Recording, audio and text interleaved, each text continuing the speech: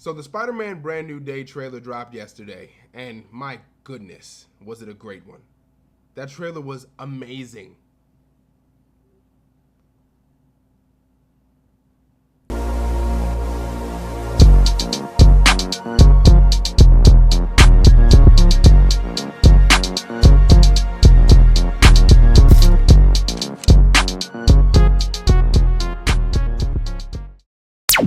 Welcome to All Things Entertainment. I'm your host, William Thomas Alexander, and I am sorry for that terrible joke. But we have a Spider-Man Brand New Day trailer to talk about, all right? And there's a lot I want to unpack. I can't believe our first hit MIT! MJ, come on, pretend like you're not the happiest you've ever been in your entire life. I can't. I knew it! Spider-Man Brand New Day trailer starts out, Peter Parker is isolated from everything, all right? Where we left him in Spider-Man No Way Home, nobody remembers who Peter Parker is. This movie starts off really sad, you guys. He's stalking his friends. He's seeing what they're doing. They're going to MIT. They're doing all the things that he wanted to do together with them, all right? And that starts off our trailer. You immediately get a feel that this movie is different from all the rest. It has a different tone. It has a different feel. All right, it's not upbeat. Okay, this is a very poor Peter Parker. All right, a broke, stressed, in pain, hurt Peter Parker, and you get a feel of that throughout the whole trailer. What the hell, Frank? You just hit me with a van! Quit your whimpering. Suit yourself.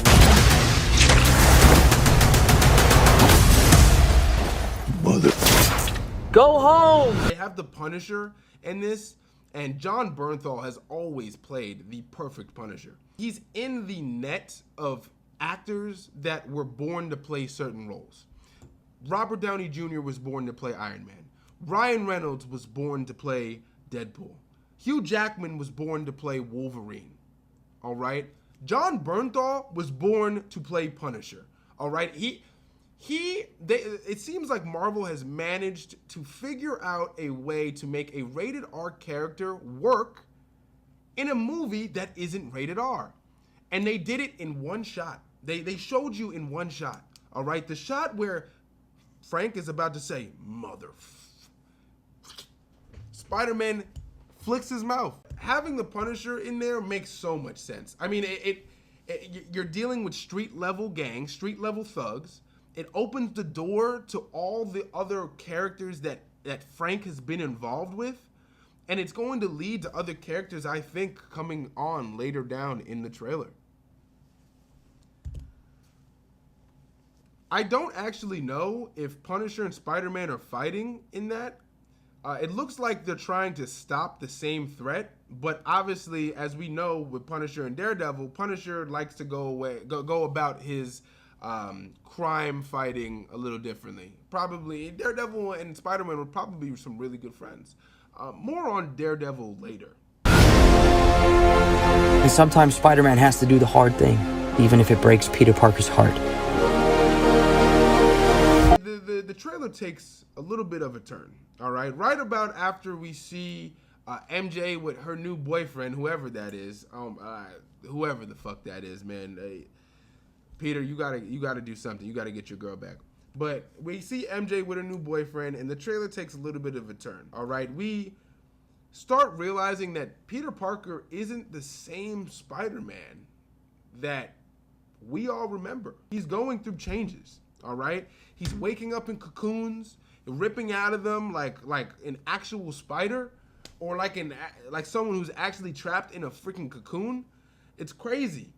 His eyes are turning black. He's going through changes, man, and you can tell. I think the really interesting part about this is seeing the difference in character development from the first trilogy. The first trilogy, he's a little boy. In this trailer alone, we haven't even seen the movie yet. You can tell he's an adult.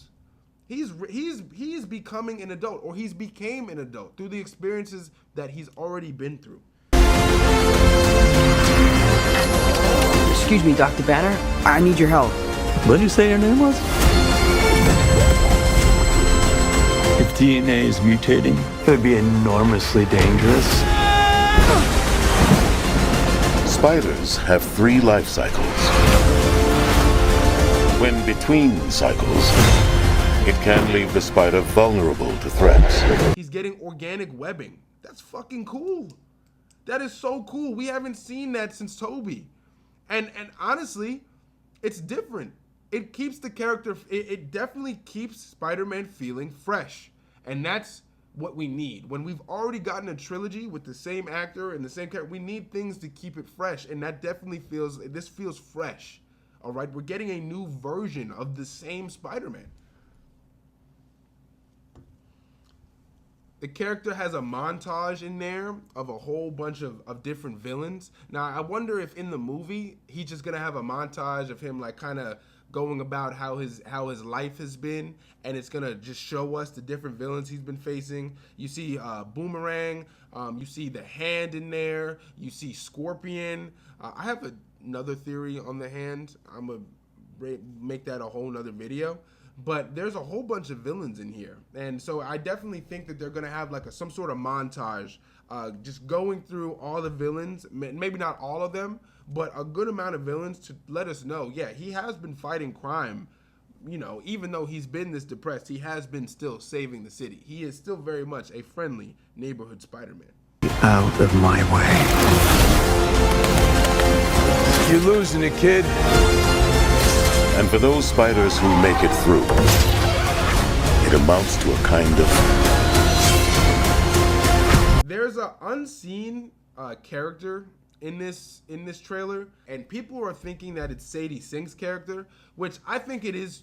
I think it is Sadie Sink's character. All right, I have a different theory on who the character that she's playing. And I'm going to save that for another video that I'm going to come out with today. So make sure y'all stay tuned for my theories video that I am dropping sometime today.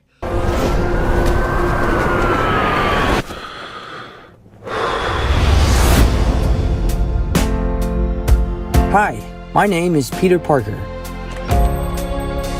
You don't remember me, but we used to know each other. Something bad was going to happen, and the only way to stop it was to make everyone forget about me. Because I'm not just Peter Parker. I'm Spider-Man. Sony wanted us to acknowledge and to realize that this Peter Parker really is on his own. All right, nobody knows who he is. All right, he's going to school at Empire State Academy, and one of his professors is Hulk, Bruce Banner. And that is everything that people were asking for with the last trilogy.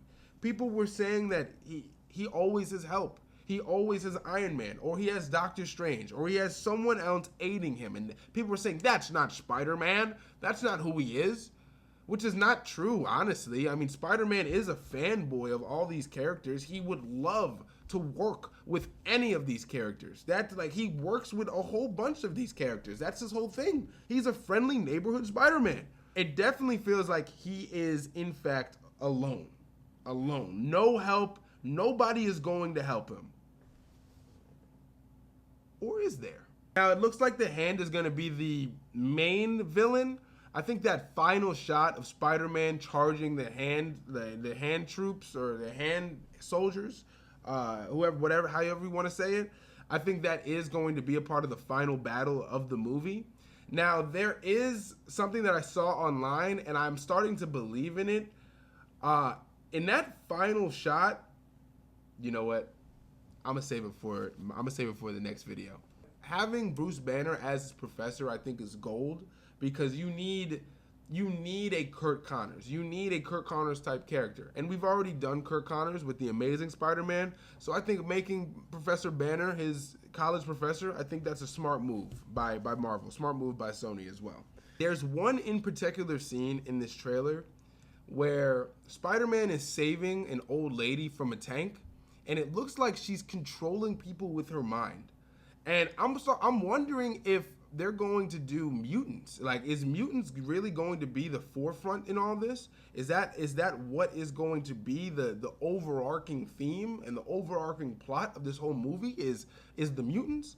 Because in that scene, it sure as hell looks like that she's a mutant using telepathy or some sort of mind controlling ability that is allowing her to control the soldiers that are in that scene.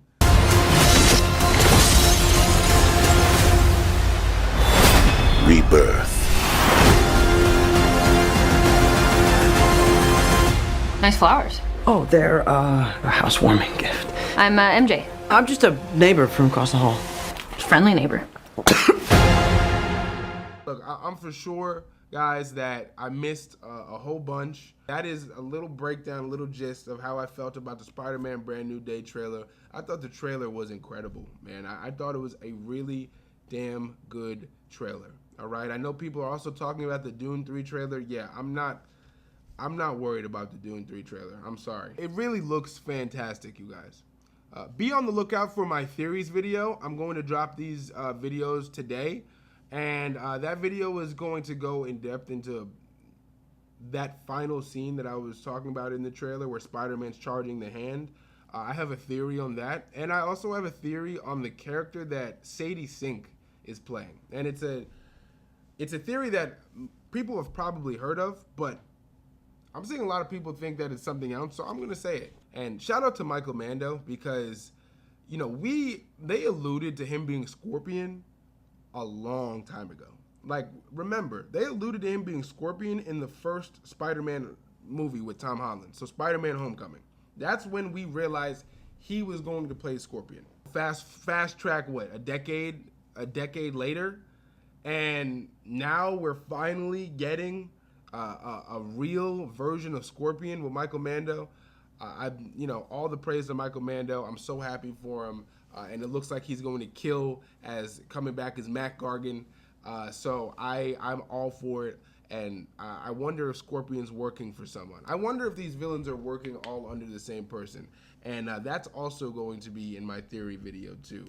I have a idea at what's at play here, so make sure y'all go check that out. Thank you guys for watching. Please like, comment, and do that thing you do when you subscribe. And I'll catch y'all in the next video.